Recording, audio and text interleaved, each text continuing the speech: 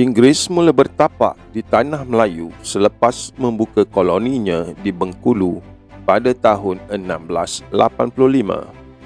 Pada tahun 1770, Syarikat Hindia Timur Inggeris atau EIC telah mengarahkan Francis Light untuk berdagang dengan semenanjung tanah Melayu. Francis Light telah tiba di Kedah dan menjalinkan hubungan diplomatik dengan Kedah yang diperintah oleh Sultan Muhammad Jiwa Zainal Abidin II. Kedah pada ketika itu sedang berhadapan dengan serangan-serangan dari Siam, Burma dan juga pemberontakan Bugis.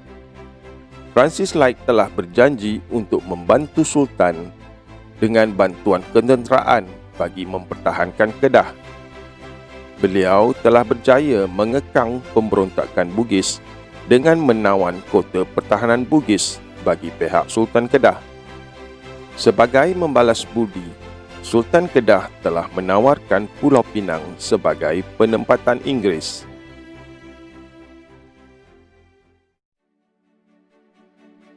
Francis Light gagal mendapat perkenan dari pihak Inggeris untuk membuka koloni di Pulau Pinang pada ketika itu kerana Inggeris sedang sibuk dengan urusan peperangan koloni di Amerika. Pada tahun 1786, Francis Light yang pada ketika itu berpangkat kapten diarahkan untuk mendapatkan Pulau Pinang semula dari Kedah oleh EIC untuk dijadikan pangkalan tentera laut dan pusat perdagangan. Francis Light telah berunding dengan Sultan Kedah yang pada ketika itu ialah Sultan Abdullah Mukarram Shah dan berjanji untuk memberi bantuan ketenteraan dan sejumlah wang sebanyak 6,000 pesos untuk Kedah membayar hutang kepada Siam. Dengan termeterinya perjanjian ini, Francis Light pun mendarat di Pulau Pinang pada 17 Julai 1786. Pulau Pinang kemudiannya dinamakan Prince of Wales Island dan penempatan baru itu dinamakan Georgetown sempena nama King George III. Francis Light telah gagal menunaikan janji untuk memberikan bantuan ketenteraan kepada Kedah jika diserang oleh Siam. Atas kemungkiran janji Francis Light itu, pada tahun 1791, Sultan Kedah dibantu oleh sekumpulan Lanun telah menyerang Pulau Pinang. Serangan Sultan Kedah telah mengalami kegagalan kerana Pulau Pinang mendapat bantuan dari dua ketumbukan tentera dari Kolkata. Francis Light telah meminta Sultan Kedah untuk membatalkan hasrat menyerang Pulau Pinang tetapi gagal. Setelah gagal memujuk Sultan Kedah untuk memangsuhkan serangan ke atas Pulau Pinang, Inggeris telah menyerang kedudukan tentera Sultan di seberang perai pada waktu malam dan memusnahkan pertahanan Kedah.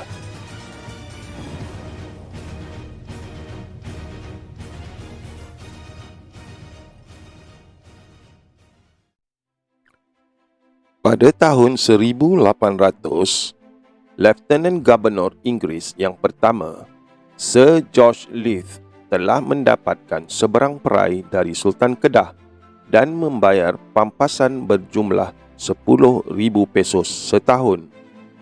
Seberang perai kemudiannya dinamakan Province Wellesley.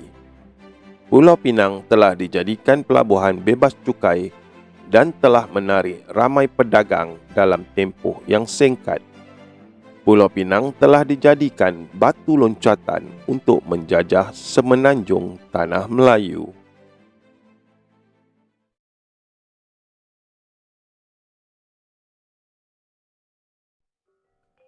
Stamford Raffles telah tiba di Singapura pada 28 Januari 1819. Beliau mendapati Singapura sangat sesuai dijadikan pusat perdagangan dan tempat membaiki kapal-kapal kerana memiliki pesisir yang dalam serta bekalan kayu dan air. Singapura di bawah pemerintahan Kesultanan Johor yang pada ketika itu mengalami masalah dalaman. Kesultanan Johor sedang menghadapi krisis antara Tengku Abdul Rahman dan abang baginda Tengku Long yang dibuang negeri ke Riau. Stamford Raffles melihat perkara ini sebagai peluang bagi Inggeris untuk mendapatkan Singapura melalui perebutan kuasa ini. Raffles dengan bantuan Temenggung yang setia kepada Tengku Long telah menyeludup Tengku Long ke Singapura dari Riau. Raffles telah membuat perjanjian dengan Tengku Long untuk mengiktiraf baginda sebagai Sultan Johor jika baginda bersetuju memberikan Singapura kepada Inggeris. Dengan bantuan Inggeris, Tengku Long berjaya mendapat tahta Kesultanan Johor dan bergelar Sultan Hussein. Pada 6 Februari 1819, Sultan Hussein telah menandatangani perjanjian dengan Inggeris dan memberikan Singapura sebagai pusat perdagangan Inggeris. Sebagai imbalan, Sultan mendapat $5,000 setahun dan Temenggung mendapat $3,000 setahun.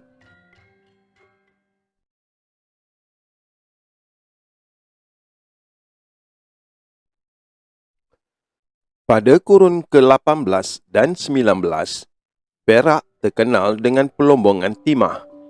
Terdapat dua pertubuhan kongsi gelap Cina yang besar di Perak, iaitu Gihin dan Haisan.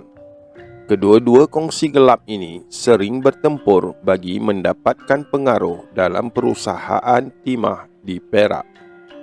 Menteri Besar Perak, Ngah Ibrahim, telah gagal menangani permasalahan ini. Pada tahun 1871, Sultan Perak, Sultan Ali telah mangkat. Raja Muda Perak, Raja Abdullah yang sepatutnya diangkat menjadi Sultan, telah diketepikan kerana tidak hadir pada pemakaman Sultan. Sebaliknya, Raja Ismail telah dilantik oleh pembesar-pembesar. Raja Abdullah telah murka dan telah cuba mendapatkan pengaruh untuk menjadi Sultan, termasuklah mendapatkan bantuan dari Inggeris. Gubernur negeri-negeri Selat ketika itu, Sir Harry Ord, enggan membantu Raja Abdullah kerana beliau berbaik dengan Ngah Ibrahim dan telah membantu Ngah Ibrahim dengan menghantar askar Sepoy bagi menghalang Sultan Abdullah. Inggeris telah menggantikan Sir Harry Ord dengan Sir Andrew Clark pada tahun 1873 dengan alasan Sir Harry Ord telah gagal melihat isu di Perak dengan baik. Sir Andrew Clark telah mendapat khabar bahawa Raja Abdullah bersetuju untuk menerima penasihat Inggeris jika baginda menjadi Sultan. Sir Andrew Clark melihat hal ini sebagai peluang Inggeris untuk campur tangan dalam pentadbiran negeri Perak. Clark telah berjaya mendamaikan kedua-dua kongsi gelap Cina dan kemudiannya mengiktiraf Raja Abdullah sebagai Sultan Perak setelah menandatangani perjanjian Pangkor pada 20 Januari 1874. Inggeris telah melantik J.W.W. Birch sebagai residen pertama Inggeris di Perak, yang kemudiannya telah dibunuh oleh orang-orang Datuk Maharaja Lela. Inggeris juga telah meluaskan pengaruhnya di Selangor, Negeri Sembilan dan Pahang berikutan berlakunya perebutan kuasa di negeri-negeri tersebut. Semasa campur tangan Inggeris, telah berlaku banyak siri penentangan terhadap Inggeris seperti oleh Datuk Maharaja Lela di Perak, Datuk Bahaman, Tok Gajah dan Mat Kilau di Pahang, Dol Said di Naning dan beberapa lagi tokoh. Kegagalan penentangan terhadap penjajah berpunca dari pembelotan dan sokongan oleh setengah-setengah pemerintah kepada Inggeris.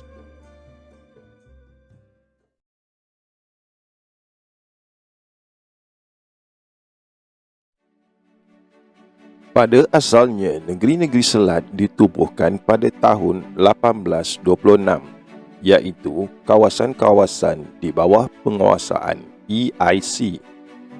Pada 1 April 1867, negeri-negeri Selat telah diletakkan di bawah penguasaan Kerajaan Inggeris sebagai Crown Colony. Pulau Pinang, Singapura, Melaka dan Dinding di Perak telah diisytiharkan sebagai negeri-negeri Selat. Kewujudan negeri-negeri Selat ini kekal sehingga Perang Dunia Kedua apabila Jepun menjajah tanah Melayu. Negeri-negeri lain di tanah Melayu kemudiannya dibahagi kepada dua mengikut pentadbiran Inggeris, iaitu negeri-negeri Melayu bersekutu dan negeri-negeri Melayu tidak bersekutu. Negeri-negeri Melayu bersekutu adalah Perak, Selangor, Pahang dan Negeri Sembilan. Manakala negeri-negeri Melayu tidak bersekutu adalah Kedah, Perlis, Kelantan, Terengganu dan Johor. Di bawah perjanjian Inggeris-Siam pada 1909, negeri Kedah, Perlis, Kelantan dan Terengganu telah diletakkan di bawah penguasaan Inggeris, dan Inggeris telah memaksa negeri-negeri tersebut untuk menerima penasihat Inggeris. Manakala Johor pula bersetuju untuk menerima konsul Inggeris sebagai tanda persahabatan dengan Inggeris. Tetapi pada 12 Mei 1914, Sultan Johor telah bersetuju menerima penasihat am Inggeris tanpa mengenepikan kebebasan dan kemerdekaan Johor. Inggeris kekal mentadbir tanah Melayu sehingga 31 Ogos 1957 yang diselakan oleh pemerintahan Jepun pada tahun 1941 hingga 1945 dan pemerintahan Komunis Bintang 3 selama 14 hari. Inggeris telah mewujudkan sistem pemerintahan dan undang-undang sivil yang masih diguna pakai sehingga hari ini.